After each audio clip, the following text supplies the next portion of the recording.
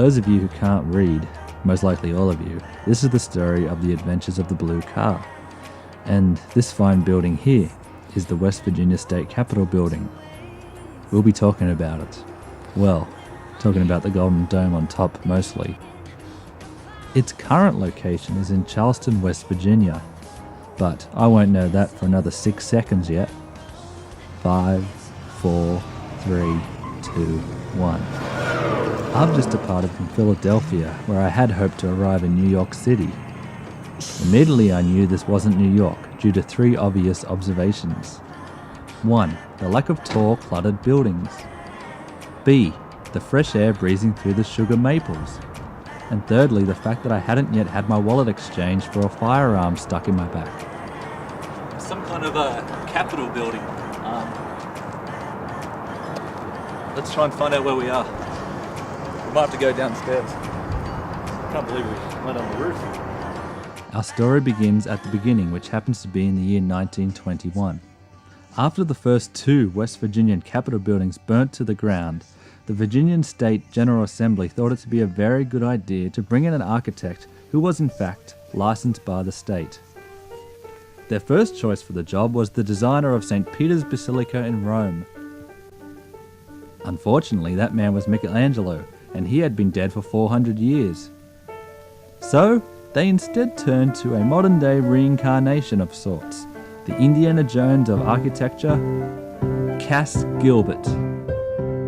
Cass Gilbert had gained that reputation by entering Great War-devastated Europe and pilfering their once great buildings by exporting them back to the US of A, and further angering the Europeans by mailing them a clean-up bill for his troubles.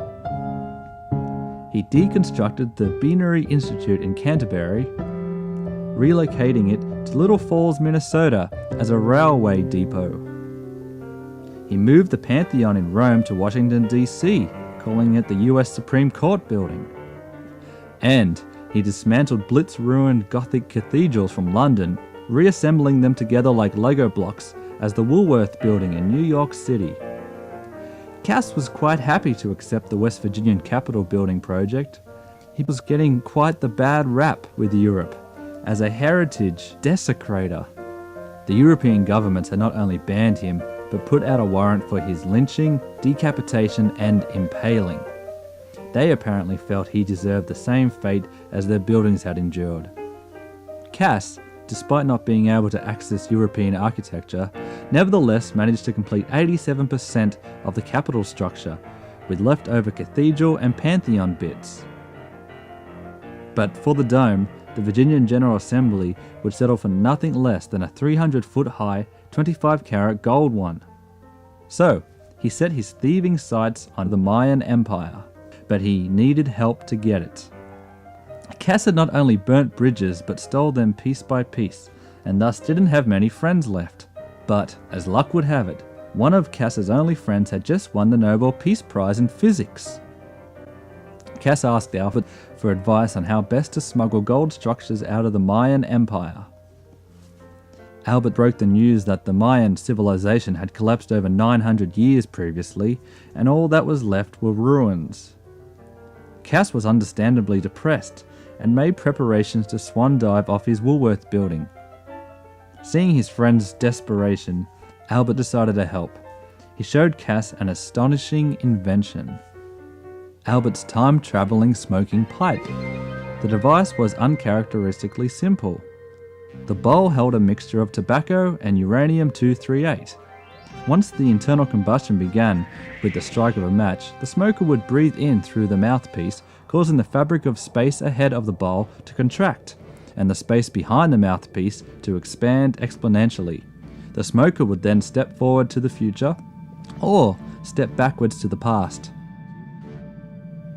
Once hearing that Einstein's pipe of magic could send him back to the golden era of the Mayan Empire, Cass hit his friend over the head with the time-travelling pipe and stole it, even though Albert was going to let him borrow it anyway. Cass was off on the next flight to Mexico. He arrived in the Mayan ruins of Chichen Itza in the shadow of El Caracol the observatory. He lit Einstein's pipe and started pacing backwards. He knew it wouldn't take long before he saw the glimmer of gold appear on the dome. It didn't take long at all. Cass halted in his tracks and found himself in the heart of the thriving Mayan Empire. Ironically, seeing the devastated ruin return to its former glory filled Cass with severe sadness. He had spent his professional life desecrating the beauty of structures. He had always consoled himself with the new buildings he was creating in the United States, but gave little thought to the poor landmarks he had left behind. Until now. Then and there, Cass decided he wouldn't dismantle any more buildings. Instead, he would create his own and be original for once in his life. He went to light his pipe and walk forwards to the future, but was shocked to discover he had no tobacco left. Plenty of uranium-248 or whatever it was called, but no tobacco. Luckily, he knew the Mayans invented tobacco. And even luckier, he spoke Mayan. So he walked up the steps to ask someone to fill his pipe. But the settlement was emptier than Glenn Beck's head. Not a soul was to be found.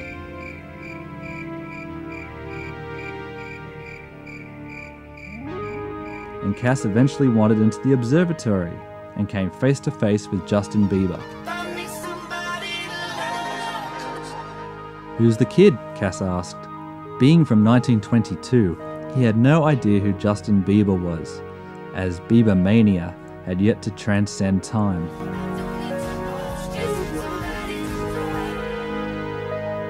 A Mayan priestess emerged from the dome shadows and explained that they had been waiting for Cass's arrival.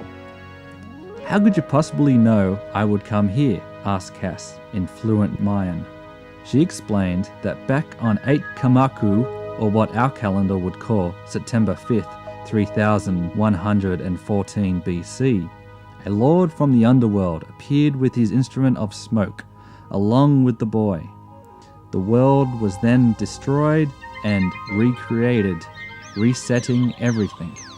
Cass tried to understand. "Are you telling me that me and him are going to be sent back in time to destroy the world?" "No, that has already happened," explained the priestess. "The boy destroyed the world and then waited here in the new one to do it all over again." The boy is going to destroy the world again?" "Yes, on the 13th Bakakaton, or December 21st, 2012, in your language." She then topped up his pipe with fresh tobacco leaves. But Cass resisted. He refused to be a part of the destruction of Earth, no matter how far in the future it would occur. He had destroyed too much beauty already to cope with destroying everything in existence. The priestess didn't seem to be bothered at all and left the structure while laughing. "Sorry kid, I'm going back to 1922. Cass lit a match, but before he could put it in his pipe and smoke it, Justin Bieber turned the sundial anti-clockwise, causing the observatory not only to shake, but to lift the dome from its stone foundations and frisbee off into the wide blue yonder. Cass tried to regain his balance and demanded to know what was happening. Justin Bieber explained that they were time traveling into the vast cosmos by resetting the 5,125-year Mayan calendar in 2012 all the way back to 0000. Cass had different ideas and kicked the boy out of the arched door. Justin Bieber fell to what looked like Canada. Cass could only hope that he landed far away from 2012, but he had bigger problems to fry. He realized the sundial was controlling the spin of the dome. Tried all he might, he couldn't stop the spinning, so he lit his pipe and jumped out the door, falling to the earth at a rather rapid speed.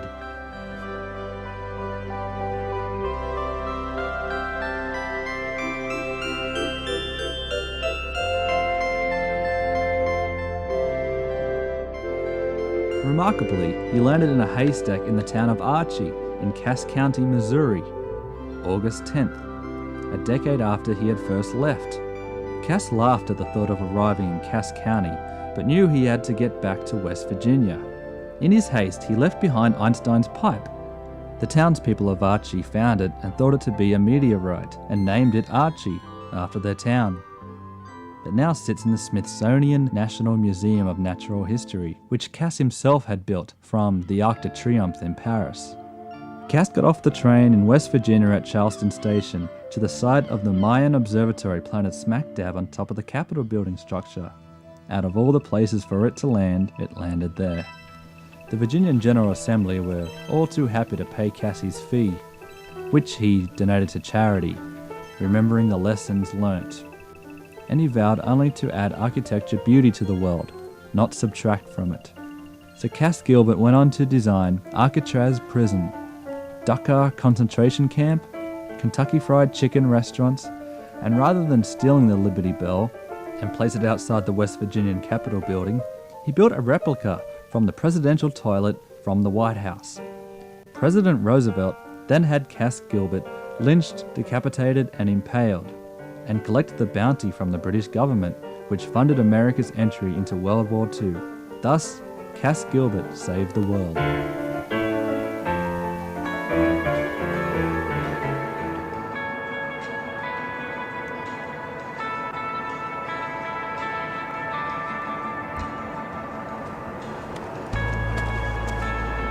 So, I will say we're in West Virginia.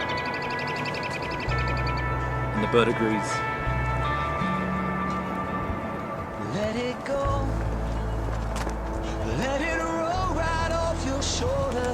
Don't Okay, you know? time to go back to the car and try to get to New York. Hardest part